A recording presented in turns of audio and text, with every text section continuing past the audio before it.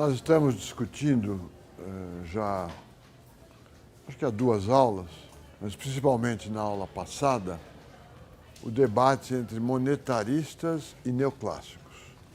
Estamos entre os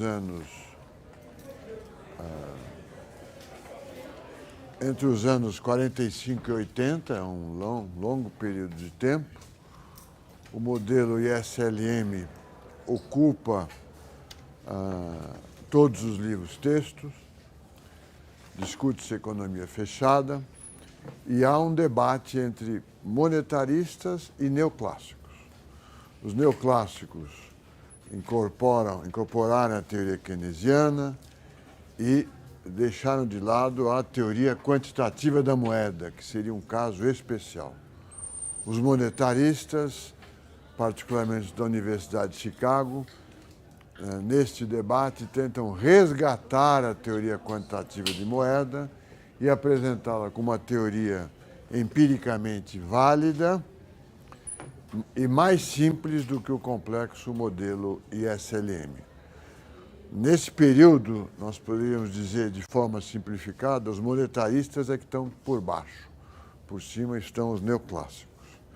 Nesse debate nós mostramos na aula passada, ou nas aulas passadas, que a demanda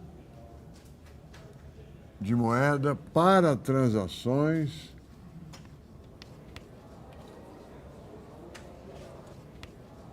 é uma função da taxa de juros e do custo de transação.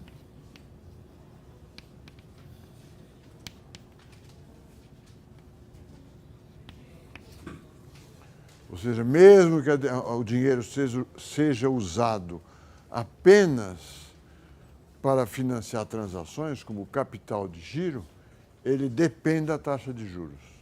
É um artigo importante, teoricamente, porque ele trata do princípio das teorias de estoque, que depois alguns de vocês podem ver em cursos de administração de empresas, mas ele é um artigo que faz parte do debate.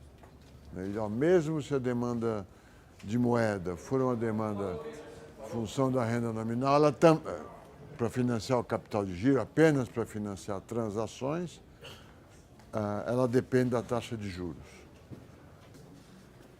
Vimos o artigo do Friedman, o resgate da teoria quantitativa, onde ele afirma, olha, a base teórica da teoria quantitativa é uma demanda por ativos que supõe que todas as taxas de retorno real dos ativos concorrentes é insensível à política monetária. Se isso for verdade, vale a teoria quantitativa da moeda. Então, ele incorporou a teoria quantitativa da moeda, vamos dizer, ao corpo geral da teoria econômica, onde existem demandas derivadas de curvas de utilidade e um comportamento racional. Vimos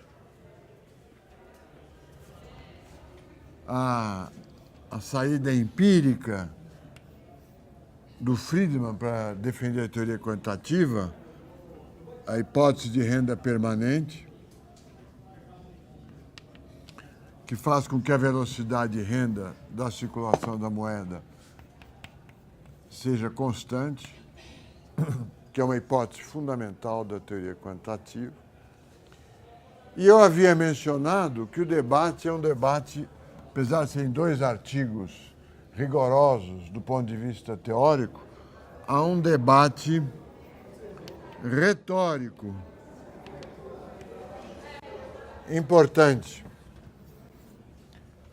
Uma disputa entre monetaristas e neoclássicos, e os monetaristas usam argumentos ou usam exemplos como chuva de dinheiro,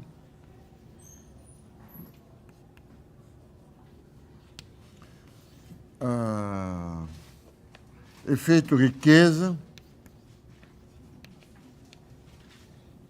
para tentar demonstrar ou argumentar que ΔM sobre M causam ΔP sobre P.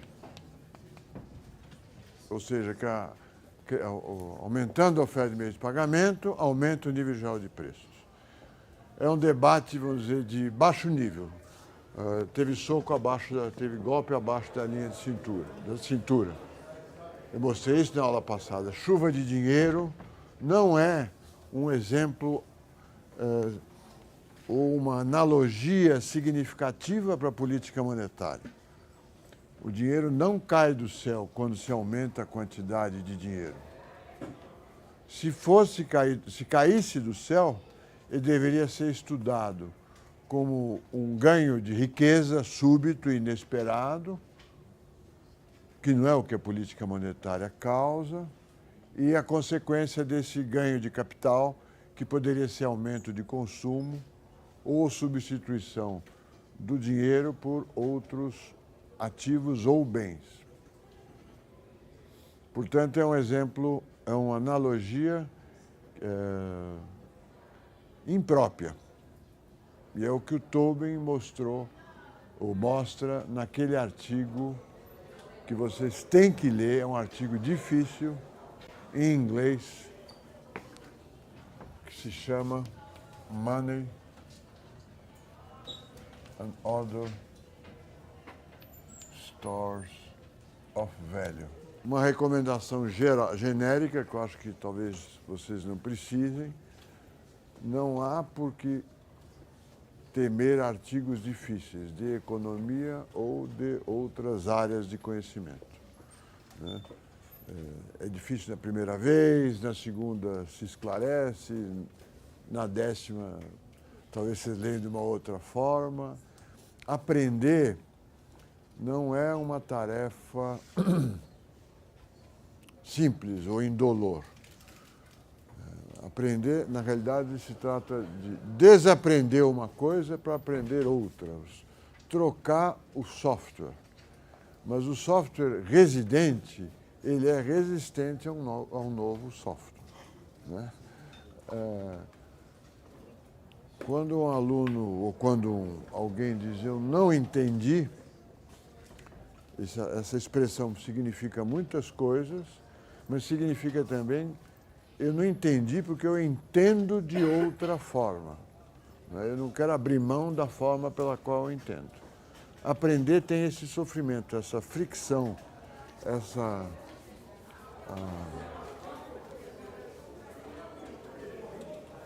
esse efeito lixa doloroso que é ler artigos difíceis.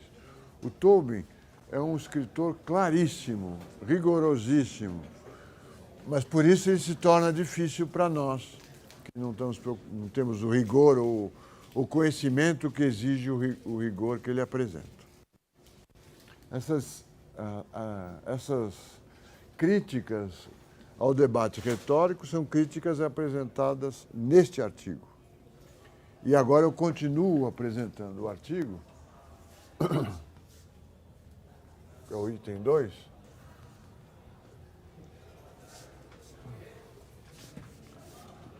e que esse artigo vai nos permitir algumas conclusões importantes sobre a dívida pública brasileira e uma compreensão mais correta de como é que funciona esse negócio de dinheiro. Ele é uma etapa importante na teorização sobre dinheiro. Eu já havia mostrado na aula passada que ele propõe estudar moeda como parte da teoria de alocação da riqueza e não uma teoria sobre a alocação da renda, que seria a teoria do consumo, do investimento e da poupança. Então, as decisões dos agentes econômicos seriam decisões sobre a renda, comprar o bem 1, bem 2, bem 3, etc., restritas à renda, e as decisões sobre riqueza. Alocar uma parcela da riqueza para dinheiro, outra parcela da riqueza para ações, outra parcela da riqueza para imóveis, e assim por diante. Essa é decisão sobre fluxos, essa é decisão sobre riqueza. Os monetaristas imaginam que, tendo mais deste ativo financeiro, você imediatamente o transforma em consumo corrente, que não é uma hipótese razoável. Por que selecionar esse ativo aqui como parte, um ativo indesejado, e quando aumenta a quantidade dele, você, ao invés de comprar ações ou imóveis, sai por aí gastando e aumentando o nível geral de preços. Né? O nível geral de preços mede o preço dos produtos de produção corrente. No índice geral de preços entra gasolina, pão, café, preço do transporte público, tarifas telefônicas, tarifas de internet. Todos esses são produções correntes. Entra preço de automóvel também. Não é produção corrente, mas convencionalmente, quer dizer, a produção de automóveis é corrente, mas não é uma coisa que precisa comprar todo mês. Né? Você pode...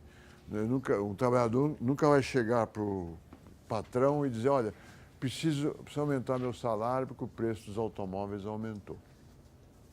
Porque fala, espera ele cair. Ou não compra automóvel, toma ônibus. Também ele não vai pedir um aumento de salários do sindicato, falando, olha, o preço dos imóveis aumentou. Ele vai argumentar o preço dos aluguéis aumentaram. Certo?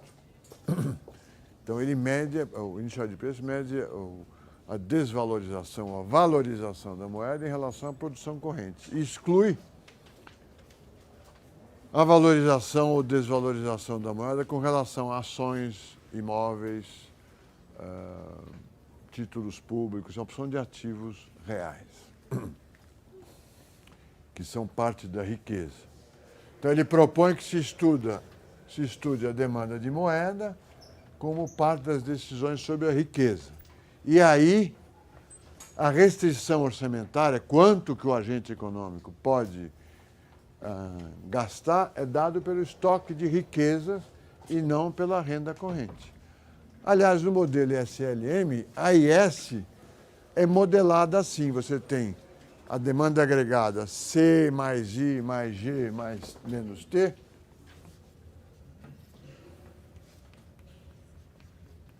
Isso aqui é produção corrente. E tem uma demanda de moeda,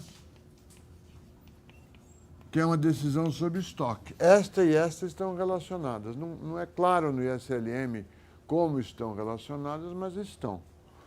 O acréscimo de riqueza de qualquer um de nós é igual à poupança. Eu só posso aumentar meu estoque de riqueza se eu deixar de consumir qualquer coisa, consumir uma parte da renda e comprar algum ativo, um automóvel, uma casa, uma ação, um título público e assim por diante. Tá certo? Vocês lembram em contabilidade nacional que a compra de uma casa é chamada, entre nós, vamos dizer assim, vulgarmente, de investimento. Mas, do ponto de vista macroeconômico, não é investimento, só se for uma casa nova, a construção de uma casa nova. Mas eu trocar o meu dinheiro pela sua casa, isso não é investimento no agregado. Certo? Isso é uma troca de riquezas dentro do setor privado. Ele continua dizendo como é que se define a riqueza do setor privado. É um problema macroeconômico. Nós estamos agregando a economia e olhando de um lado o setor público e do outro lado o setor privado. Como é que se define isso? Ele está vários casos, mas ele, no caso mais geral, ele fala, olha, é igual papel, moeda em poder do público, mais depósitos à vista, setor privado não bancário, depósitos à vista, mais títulos de crédito públicos, títulos públicos, né?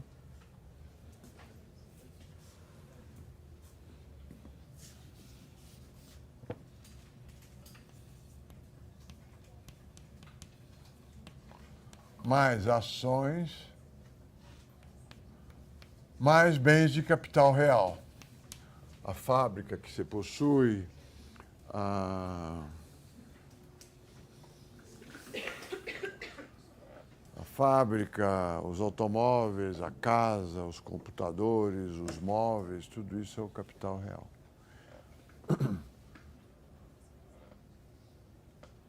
Um consumidor individual escolhe entre esses ativos para fazer as suas decisões. Se nós agregarmos o setor bancário, somar o setor bancário, e falar, isso aqui é riqueza privada, setor não bancário. Aliás, eu vou tirar as ações aqui. Por quê? As ações representam o capital. Se eu somo todo o setor privado, a Vale do Rio Doce e eu conto o capital, vamos dizer, o Vale do Rio Doce e todos nós do setor privado, ou eu conto o capital da Vale do Rio Doce ou as ações da Vale do Rio Doce. Eu não posso contar as duas, certo? Se nós colocarmos o setor privado, bancário junto, a riqueza do setor privado, isso aqui desaparece. Fica papel, moeda em circulação, mais títulos públicos, mais o estoque de capital.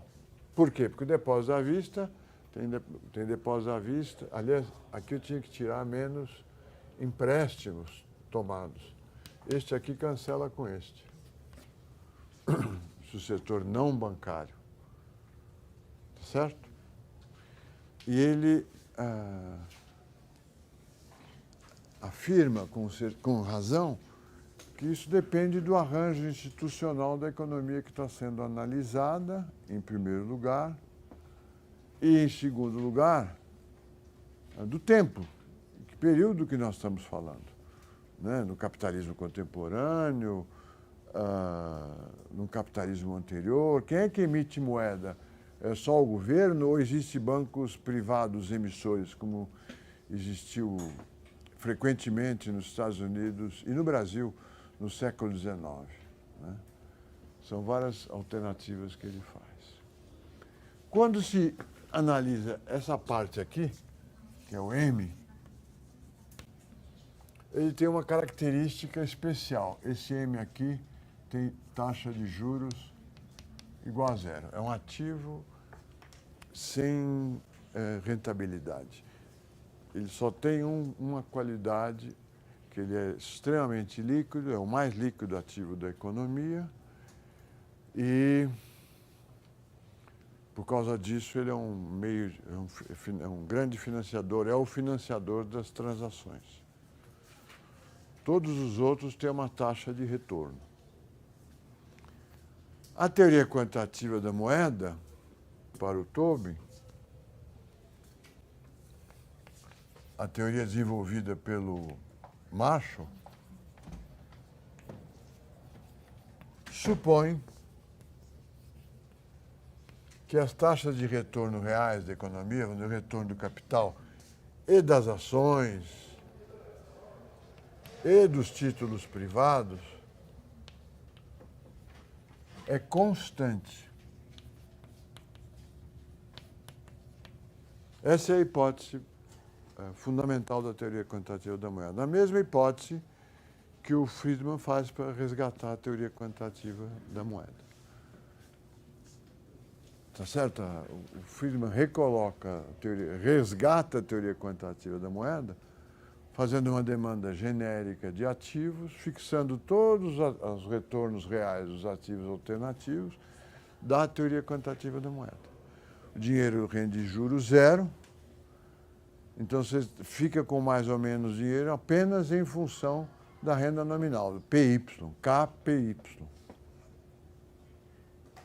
Ah, mas se mudar o retorno das ações, mas por hipótese ele não muda, então é constante. E expressa a demanda de moeda, a teoria quantitativa da moeda, seria expressa assim, M é uma função K, que é função de várias taxas de retorno, PY. Isso aqui é constante, fica KPY. É assim que ele apresenta a teoria quantitativa da moeda. E a hipótese do Keynes? Então, aqui a teoria quantitativa da moeda. A. Por que na teoria keynesiana, é a pergunta, né? Por que I é uma função decrescente da taxa de juros? De onde vem isto? Que taxa de juros é essa? É a pergunta do Tobin.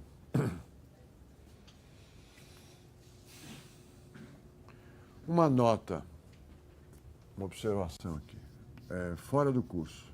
Essa demanda de investimentos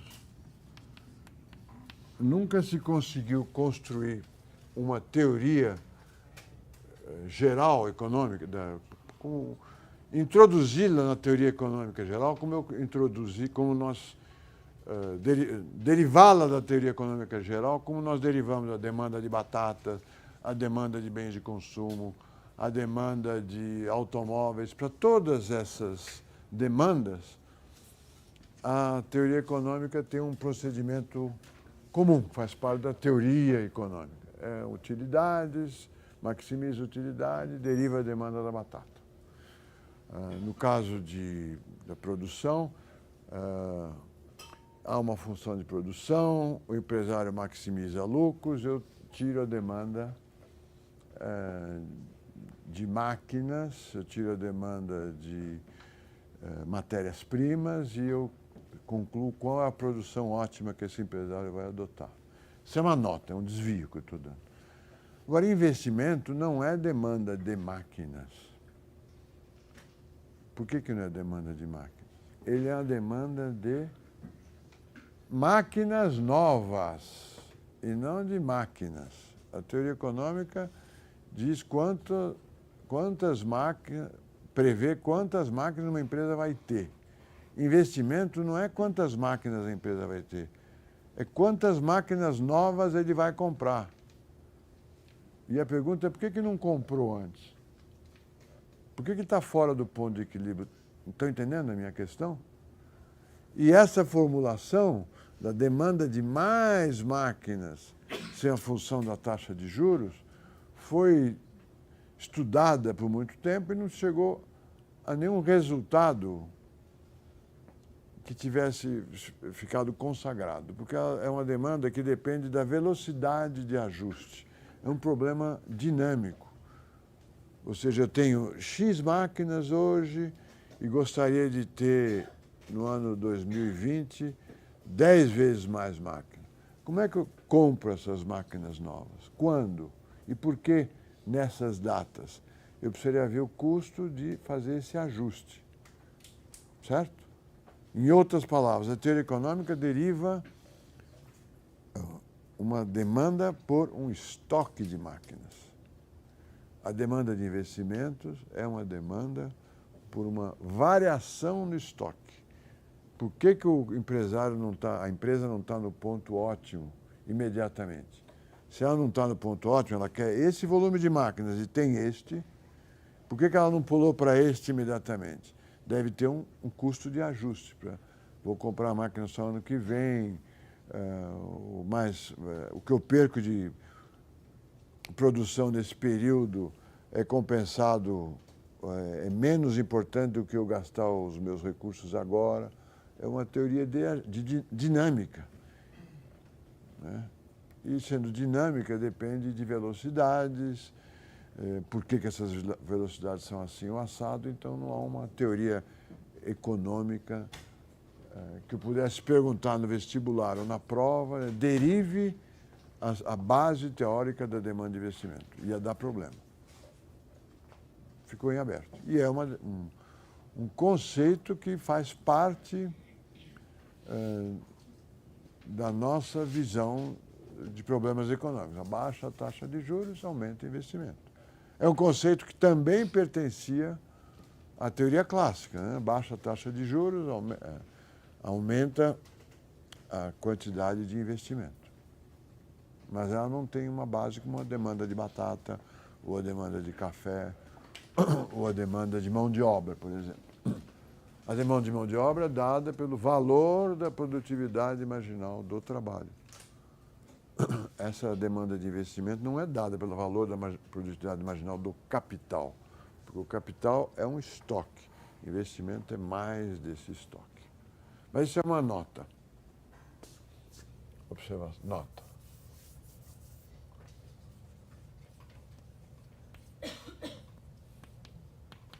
A pergunta do Tobin é diferente. Que taxa de juros é essa? Investimento é função da taxa de juros. Eu não preciso explicar para vocês que existe uma infinidade de taxas de juros. Existe a taxa de juros da caderneta de poupança, existe a taxa Selic, que é a taxa de juros que o Banco Central usa para descontar os seus próprios papéis ou dar liquidez para o sistema bancário. Existe o CDI, que é a taxa que um banco cobra do outro para fazer empréstimos de curto prazo. CDI, quer dizer, Certificado de Depósito Interbancário. Existe a taxa de juros de empréstimos, existe um retorno esperado de ações, dependendo do dividendo e da evolução do preço das ações. Existe uma infinidade de taxas de juros. Existe a taxa de juros para um título público de 1 dia, 10 dias, 30 dias, 3 anos, 10 anos e 30 anos. Qual taxa de juros é essa? O Tobin afirma que o Keynes fez a seguinte hipótese. O modelo do Keynes, esse aqui, fez a seguinte hipótese. Todos os ativos